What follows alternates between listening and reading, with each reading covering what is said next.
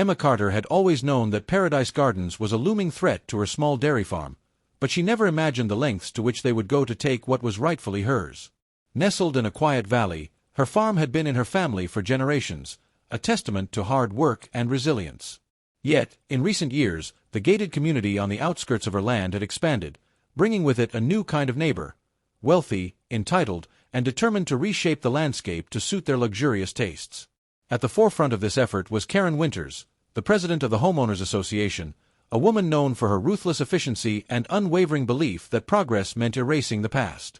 For months, she had made offers to buy Emma's land, each one more aggressive than the last, each rejection met with increasing hostility. What had started as friendly persuasion had quickly turned into veiled threats, unannounced visits from government inspectors, and complaints filed against Emma's farm for supposed violations. The pressure was relentless, but Emma refused to give in. She had fought hard to keep her farm running, pouring her soul into the land, and she wasn't about to let an HOA bully her into submission.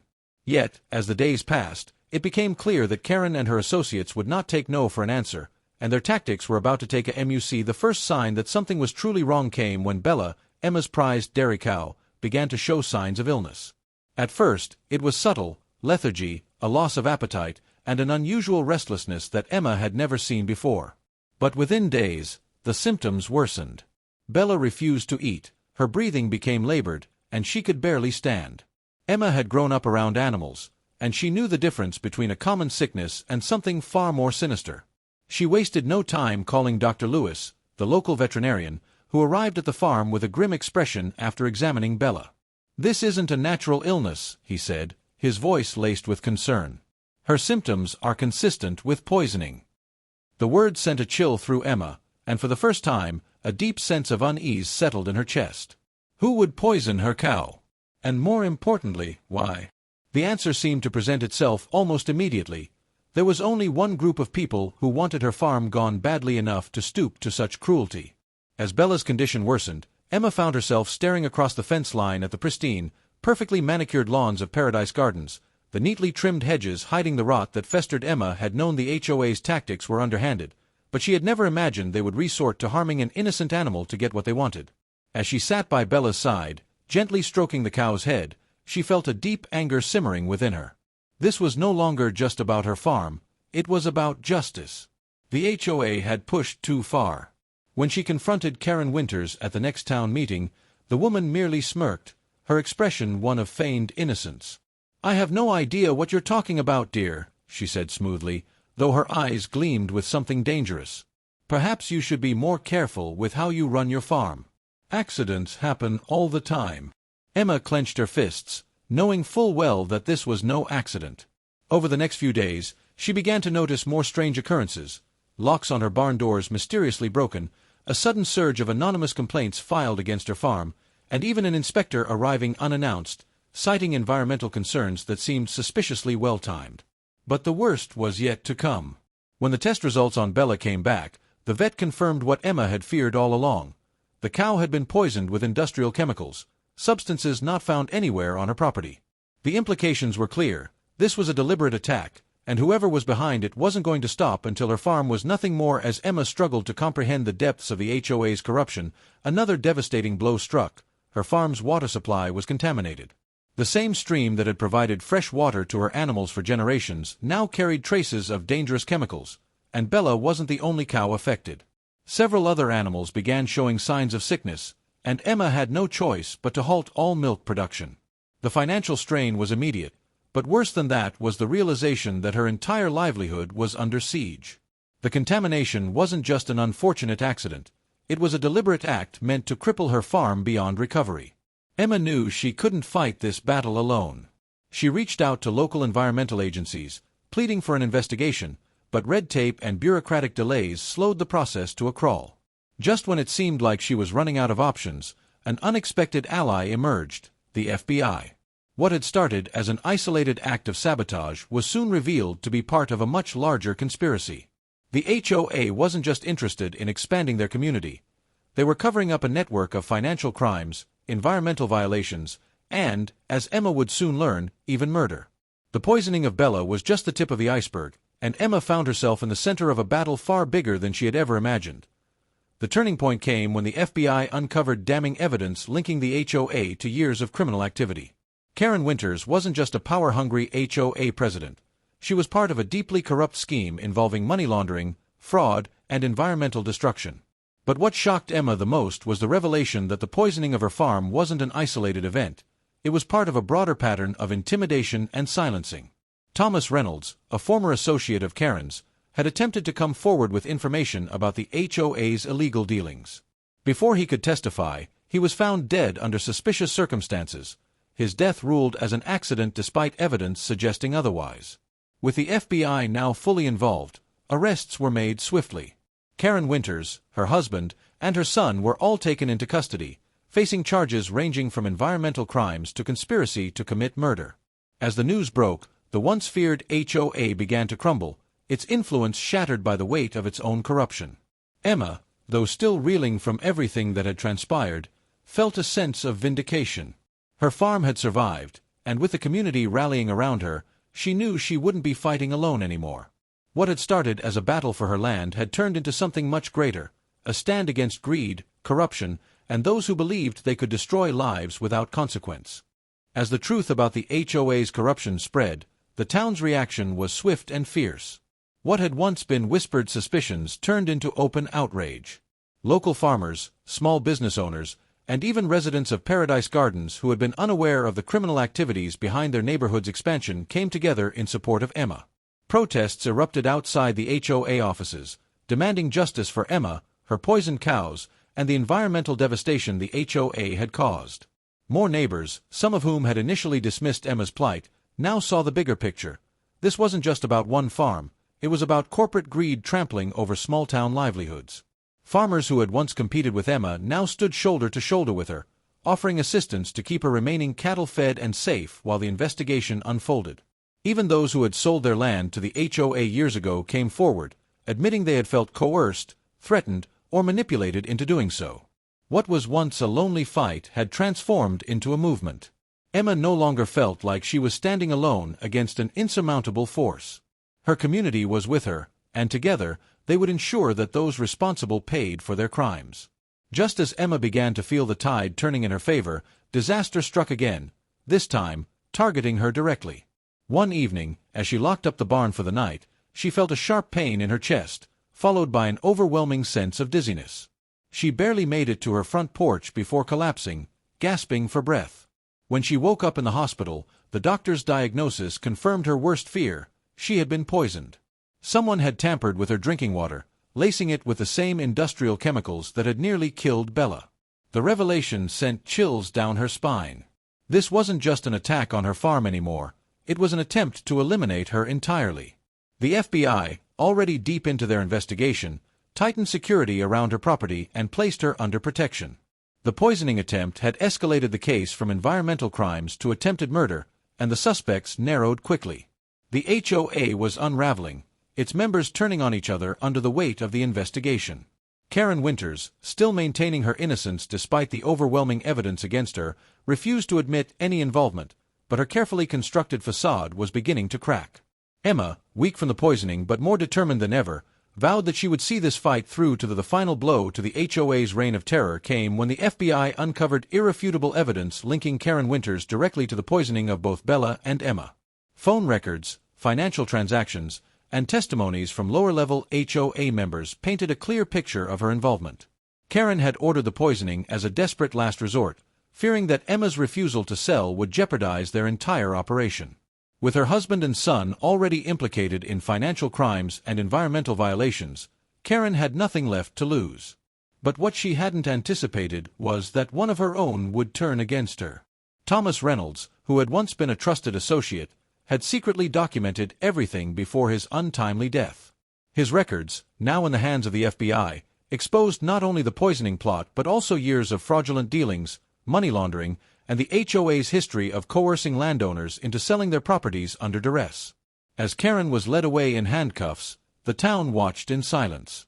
Some had once admired her power, her ability to control everything within Paradise Gardens, but now they saw her for what she truly was, a criminal who had built her empire on lies, greed, and destruction. With the HOA dismantled and its key figures facing trial, Emma was finally able to turn her attention back to what mattered most, her farm. It took months of hard work, financial aid from the community, and environmental cleanup efforts, but slowly, her land began to heal. Bella, against all odds, made a miraculous recovery, becoming a symbol of resilience for the entire town. The contaminated stream was tested and treated, ensuring that no other farms would suffer the same fate. Emma, still recovering from her own poisoning, was overwhelmed by the outpouring of support she received. Volunteers helped restore her farm, donations poured in to cover her losses, and local businesses pledged to buy her dairy products exclusively to help her get back on her feet. It was a testament to the power of community, proving that even in the face of corruption and greed, good people would always rise up to protect what was right. The farm that Karen Winters had tried so desperately to destroy had not only survived but thrived, standing as a symbol of justice and perseverance. As the trials commenced, the full extent of the HOA's corruption was laid bare for all to see. Karen Winters, her husband, and her son were sentenced to lengthy prison terms for their roles in the poisoning, financial crimes, and environmental destruction. Several other HOA board members also faced convictions, their influence and wealth unable to shield them from justice. Thomas Reynolds' role in exposing the crimes earned him a reduced sentence, though his involvement in the earlier stages of the scheme ensured he too would face consequences. The town, once divided by class and power, found a newfound unity in the wake of the scandal. Paradise Gardens, once a symbol of unchecked greed, was forced to undergo major reforms, its remaining residents pushing for ethical leadership and environmental responsibility. As for Emma, she became a local hero, not just for standing up against the HOA, but for proving that no amount of intimidation could break the spirit of someone truly dedicated to their home and community. On the day her farm officially reopened, the town gathered in celebration, marking the end of a dark chapter and the beginning of a brighter future. Emma stood at the center of it all, knowing that she had won more than just a battle. She had secured a legacy that no HOA could ever take away. With the trials behind her and Paradise Gardens stripped of its corrupt leadership, Emma could finally breathe again. But rebuilding her farm was no easy feat. The months of contamination had taken a toll on her land, and though the environmental cleanup efforts had been successful, the damage to her reputation in the dairy market lingered. Some buyers were hesitant, fearing lingering contamination despite the government's assurances that her milk was safe. Emma refused to let fear dictate her future. She launched an aggressive campaign to rebuild trust, inviting inspectors, journalists, and community members to see the farm firsthand. Slowly but surely, the tides turned in her favor. Local businesses and farmers' markets championed her cause, promoting her dairy products as a symbol of resilience. Bella, now fully recovered, became something of a local celebrity, her miraculous survival a beacon of hope. Emma introduced Bella's Best, a new line of dairy products that quickly gained popularity, and the farm, once teetering on the edge of destruction, found new life.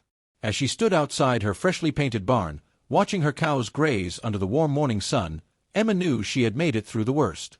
But she also knew she would never let her guard down again. The downfall of the HOA didn't just impact Paradise Gardens, it sent shockwaves through the entire county. Other small farmers who had been struggling under the weight of corporate pressure saw Emma's victory as proof that they too could fight back. Investigations into similar land acquisitions across the state uncovered more instances of coercion and environmental violations, leading to new regulations aimed at protecting small landowners. Emma found herself unexpectedly thrust into a leadership role, advocating for farmers' rights and testifying before state lawmakers about the dangers of unchecked HOA power. She never saw herself as a political figure, but she couldn't ignore the responsibility that had fallen into her hands.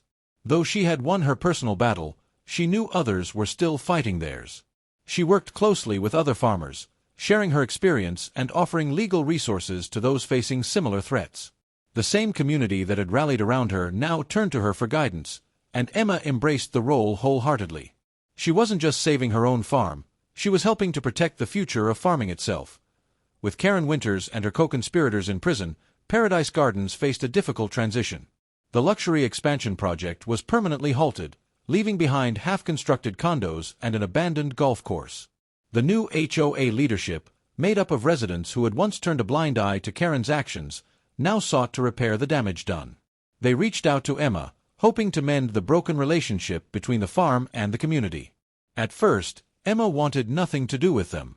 The wounds were still fresh, and the idea of working with people who had once stood by as Karen tried to destroy her was difficult to stomach. But as time passed, she realized that not everyone in Paradise Gardens had been complicit. Many residents had been misled, and some had even suffered under Karen's rule themselves. Slowly, an uneasy truce formed. The new leadership enacted stricter environmental policies, committed to undoing the damage Karen had caused. Some residents even became customers of Emma's dairy, a symbolic gesture of reconciliation. It wasn't perfect, and Emma still had her doubts, but at least now, Paradise Gardens was no longer a threat point. One of the most surprising developments came from an unlikely source: Daniel Winters, Karen's estranged younger brother. Unlike his sister, Daniel had always distanced himself from the HOA's cutthroat dealings, choosing instead to work in environmental conservation. He had watched from afar as his sister's empire crumbled, and now he wanted to help Emma. At first, Emma was wary. A Winters offering help felt like a cruel joke. But Daniel wasn't like Karen. He had been one of the first to anonymously tip off the authorities about the contamination, and now he was offering his expertise to help restore the land further. With his connections to environmental agencies, he helped Emma secure additional grants for sustainable farming practices, ensuring her farm would not only recover but thrive. Over time, Emma found herself trusting him, even forming a friendship she never expected. Together, they developed new water filtration systems and eco-friendly farming methods, turning her farm into a model for sustainability. It was ironic, she thought, that a member of the very family that had tried to destroy her was now one of her strongest allies. A year after the ordeal, Emma stood before a crowd gathered at her farm for a celebration unlike any other. It wasn't just the reopening of her dairy business, it was a symbol of everything they had overcome. The community had grown stronger, the town had changed for the better, and even Paradise Gardens had learned the value of coexisting rather than conquering. As she looked out at the faces of those who had stood by her, the farmers, the neighbors, the friends who had refused to let greed win, she felt something she hadn't in a long time: peace. The fight had been brutal, and the scars, both literal and metaphorical, would never fully fade. But she had won. Her farm was safe, her animals were healthy, and she had built something that no HOA, no corrupt developer, and no amount of money could ever take away. As Bella nudged her gently, looking for a treat, Emma smiled and whispered, "We did it." And for the first time in what felt like forever, she believed it.